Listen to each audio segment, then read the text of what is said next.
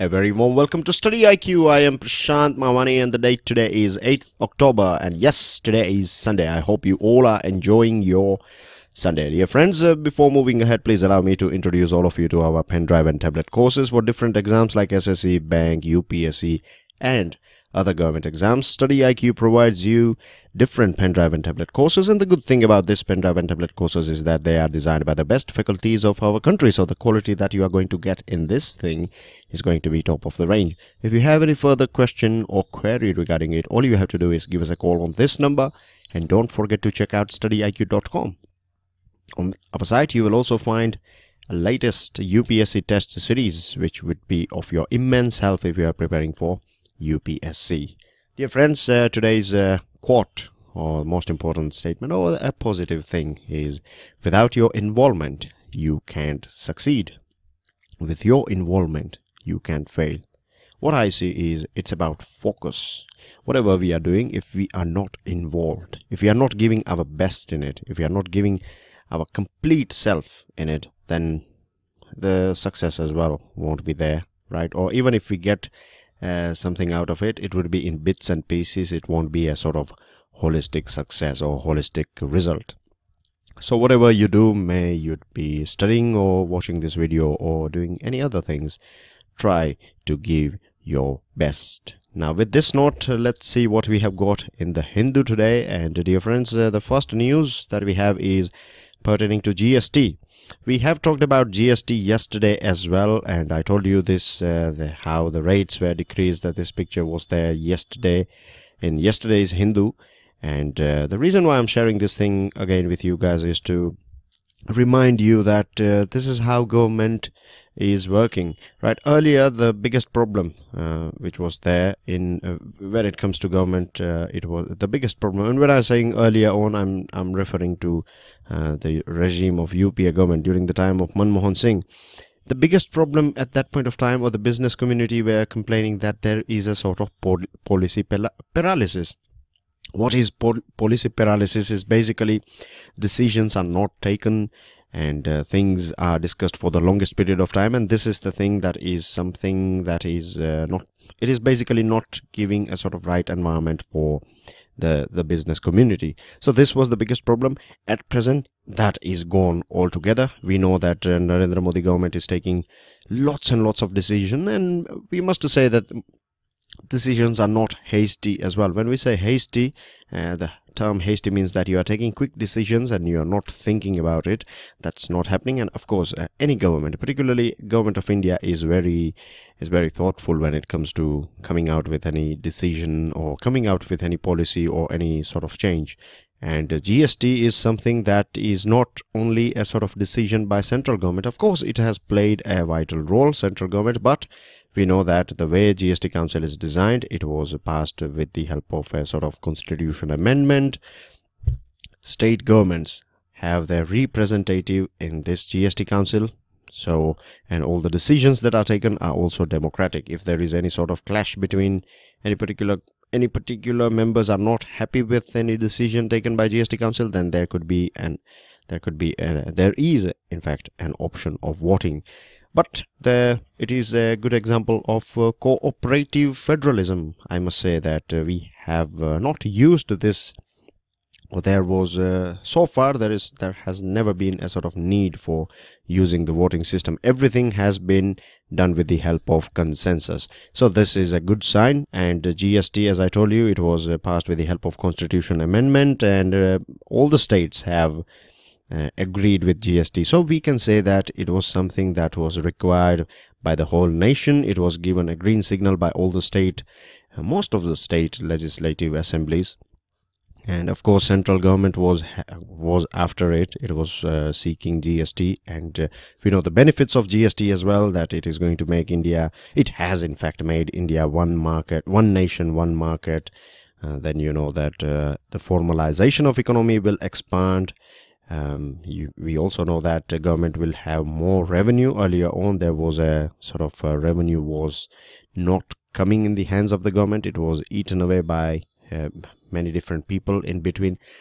the tax on tax, or you can say the cascading effect of tax has been gone because of GST. So these are important things, and one thing similar to life is in government as well, that you decide, you have some plans in your paper, right? You have some plans in your mind, you have some plan in your on your paper, but when it comes to real life, when you implement them, then you find that these are the issues, and of course that's how it works, right? There is no other way. Of course, you will try your level best to ensure that before executing or before implementing that plan, you will ensure that minimum sort of friction is there, isn't it? So government did that thing, but practically there are some issues, and the positive side is that at present the government is very keen. It is trying its level best to sort out all the issues as soon and as in much more better way, as much as in a good way it can, right? It is trying its level best, and that's the reason why we discussed these things, like e-wallet is going to be provided to this exporter, so their working capital will be coming back to them on time. Then we know that many businesses have been exempted from filing the return every month. Now any business that is doing a turnover of 1.5 crore rupees would be required to file their returns, GST returns, every 3 months, every quarter. So these are the changes that it has made, and these are positive change, because see, festival season, Diwali, is not far, and it comes with a sort of a vibe. It comes with a vibe that everyone is purchasing something and something, isn't it, in our country? So this is a sort of festival driven demand, right? Consumption has gone up, or it will go up as the Diwali will come closer and closer.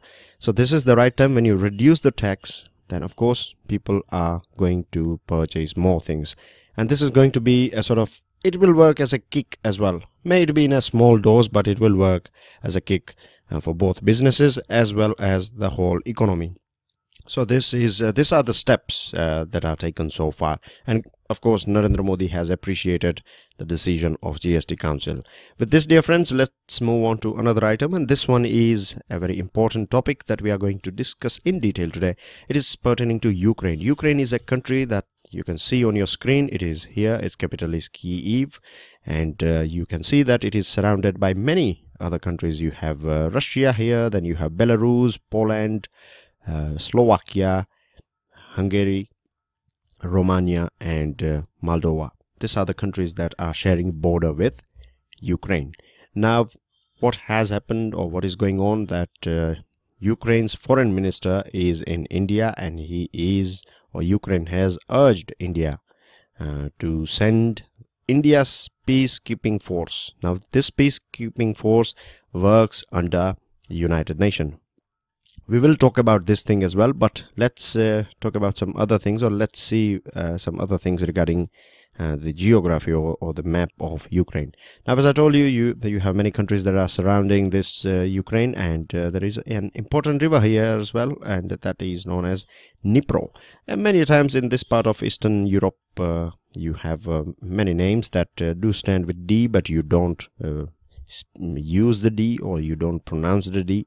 So it is Dnipro. It is not Dnipro, right? So keep this in mind.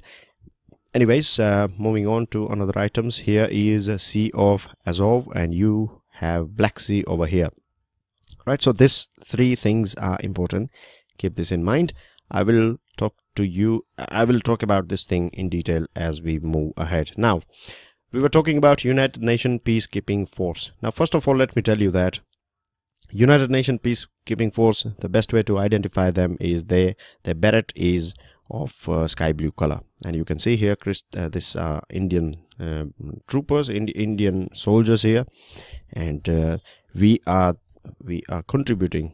We are in terms of number, we are the highest contributor when it comes to United Nations Peacekeeping Force. It works under United Nations Security Council, and as the name itself says, that peacekeeping force means it is not going there to conquer any country, but it is going there to ensure that peace is maintained. This is the main job of United Nations Peacekeeping Force. And in context of India and United Nations Security Council, we know that for the longest period of time, India has been demanding that we need a sort of permanent membership of United Nations Security Council. I'm sure all this regular lecture, all the people, all the students who are associated with this lecture on regular basis, you know what United Nations Security Council is. There are 5 permanent members and there are 10 non-permanent members elected for 2 years. But these 5 permanent members, they have some extra powers. They have veto power. So you can say that if there is any decision, if the United Nations wants to go ahead, if it wants to sort out something, the security things that are going on in any sort of country, then it is the final say of this P5 nations, right? And they are United Kingdom, USA, France, China, and Russia. So these 5 have veto power. And this veto power makes them the most powerful nations in the world when it comes to UNSC. So India is also claiming to become, India also wants a permanent membership in United Nations Security Council, and for that we have to have some basic things. And let me tell you that generally speaking, we are fulfilling everything. When it comes to population, we know that we are presenting 17% of the world population. There are other points as well, but one very strong point about India is that when it comes to United Nations Security Council and peacekeeping thing, that India is the highest contributor, and our forces are well known around the world for their better work, right? They have won many awards and they have been doing great job, and they are winning hearts and mind of people in the country in which they are posted. So this is the thing, and this is a very positive sign for India. And that is the reason why you can see that Ukraine foreign minister, he is also demanding that at present there are some issues going on with Russia. Ukraine and Russia are having some issues. They are having problems between them for the longest period of time, because a couple of years ago what happened is, this is Ukraine here, and you can see this part, that is Crimea. Let me show you the picture of this. See, this is Ukraine and this part is Crimea. You can see here, this is Crimea. So what happened a couple of years ago, there was a sort of civil war situation in this part in Crimea, and everyone knows that it was supported by Russia, and Russia claims that the people who are living here, and in fact that is right as well, the people who are living in this part of Crimea, they are generally, the majority is Russian people. And then what Russia did, it provided all the funds, it provided all the ideology, it provided all the weapons and everything. So because of that, there was a sort of civil war, and the army, or you can say the government and the people of Crimea, they started fighting with each other, and finally with the help of Russia, this was annexed. This was separated from Ukraine and it was taken over by Russia. At present, it is taken over by Russia. Similar sort of situation is taking place. A civil war sort of thing is going on in Donbass. Donbass is this area here, this whole area that you can see in a sort of light brown color, and you have 2 states here. One is Donetsk and the other one is Luhansk. So these are the 2 areas, and this is the part of Ukraine about which Ukraine government is quite worried about, because the thing that took place in Crimea could take place here as well. So that is the reason they want Indian peacekeeping forces to be deployed in this part, and so that we can directly deal with Russia, or we can have a chat with Russia. India can put some pressure on Russia and this sort of things. But everything has to be passed by United Nations Security Council, and as I told you that Russia is a permanent member of United Nations Security Council, so it is going to be a bit difficult, because Russia is having veto power, and once it says that no, then that means the other 4 members can't do anything about it. So this is how United Nations Security Council is working, or in short you can say this is how UN is working, and you can say that it is quite ineffective, isn't it, when it comes to solving real life problems. Anyways, so that's basically everything about UN peacekeeping forces. Now let me tell you some more important items. Let me show you some more important items, and I hope that you will, and I would request as well all of you to spend some time after the pictures that you can see on your screen. Right, you know that you would be able to download this file from our Telegram channel and our website. So once this video lecture is over, then please do spend some time after this thing. Try to observe the items that I have highlighted so far and the things that I'm going to highlight now. See, here is the river that you know, Nipro is here. Apart from that, there is one more important river, and a couple of days ago, maybe a couple of weeks ago, I did provided you an there was a question, and an option was regarding, the answer for that was regarding Dunabe river, right? Dunabe is a very famous river. It is a transnational river of Europe, and you can see the mouth of Dunabe is here in Black Sea. This is very important for you to know, that mouth of Dunabe is in Black Sea. The other thing is that I told you about the Sea of Azov. Here is your Black Sea. So you can see that they are connected with a small strait here. Apart from that, Black Sea and Mediterranean Sea, you have many small seas here. I'm not saying that they are not there. Yes, of course they are. But on a bigger level, on a big picture, you have two seas here. One is Black Sea and one is Mediterranean. So they are connected. One of the main important strait that is connecting the waters of Black Sea and Mediterranean is Bosphorus Strait, right? This is important place here, and on the bank of this Bosphorus Strait you have a very famous city of Istanbul. That is one of the biggest city of Turkey. So you should know this thing. This is very important area we are talking about, because it has been in news for the longest period of time, right? We know the Turkey and the issues going on in Iraq and all that thing, and this problem of this Dunabe, this Donbass and Ukraine and Russia. So next year you could be asked a question on Black Sea.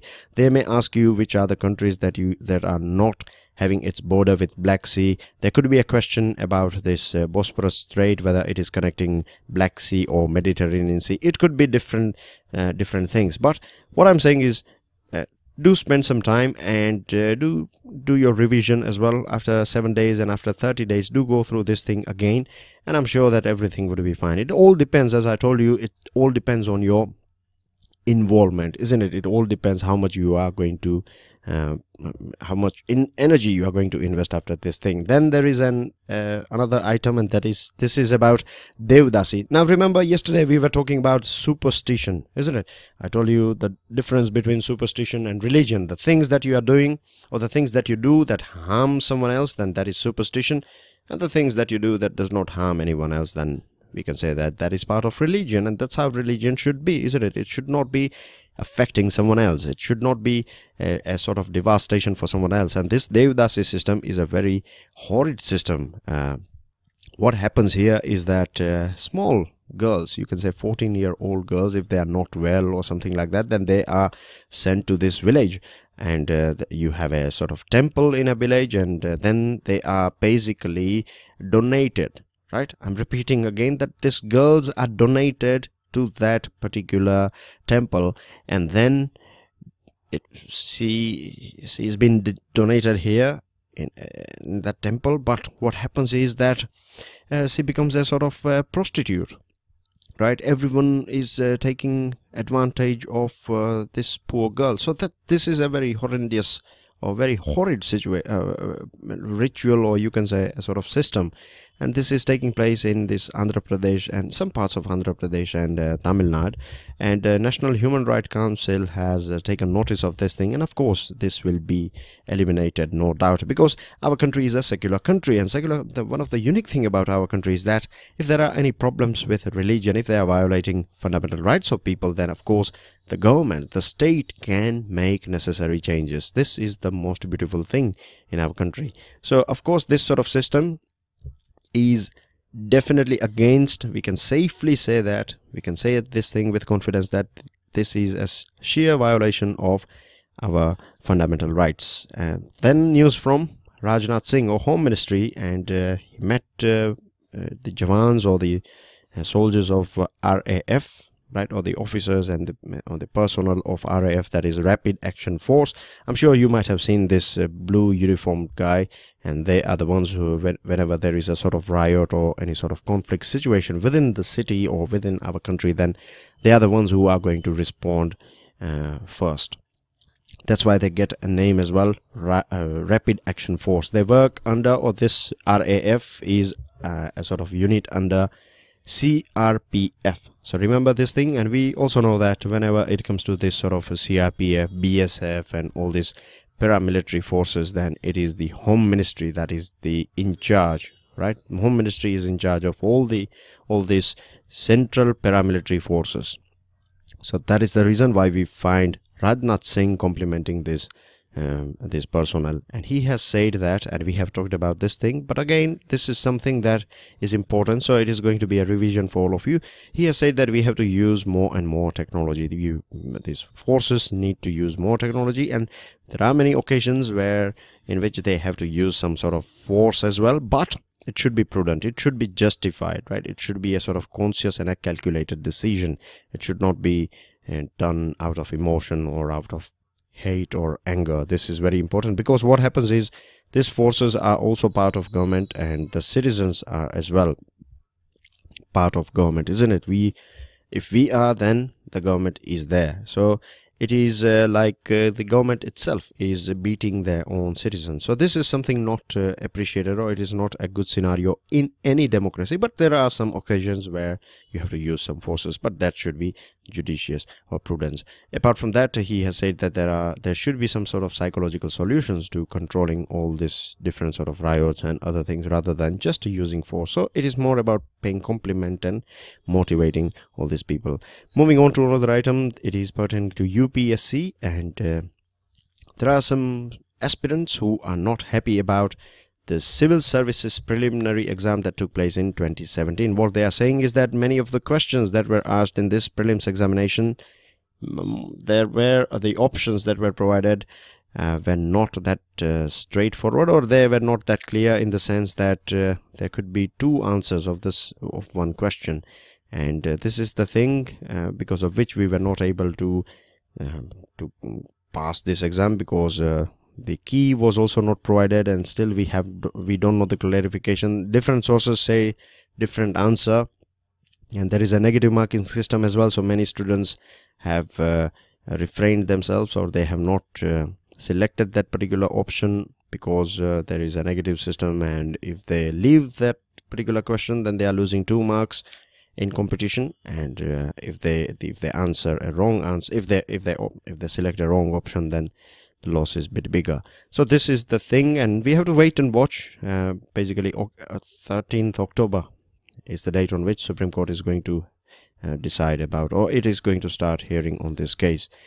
Now Mission Indradhanush applicable to mother and child. So remember this thing, and this particular version, it is known as Intensified Mission Indradhanush. It is going to cover 173 districts and 17 cities, and of course it is going to, this one is more about focused on child immunization. And we know that when our children are immune, when they are provided this sort of doses, so their health, they are more healthy, right, and they will live a healthy life. It is going to be less expensive for their parents as well, and in the future we have a very strong forces who are mentally and physically healthy. So this is important source of human resources. Here are some questions for you guys, right? Very easy to understand one. Today is Sunday, so I have kept very light questions for you guys, and I'm sure you would be able to crack it, because most of you are the answers that I read, I am stunned by the answers. I'm hats off to all of you guys, right? Seriously, I really appreciate your answers. The descriptive answers, all the answers, they are having solid weight in it. So I'm so glad that I am lucky enough to interact with all of you on daily basis. Keep it on, and trust me that this will help you a lot. With this, dear friends, I end this discussion here. Keep your city green and clean. Don't forget to subscribe, and please do share, right? Please do share this video lecture as well as the lecture slide with your friends or on your social media as well. You can share it. This will help someone else, and this will help us to reach to all those students who are not getting the benefit of this sort of quality education.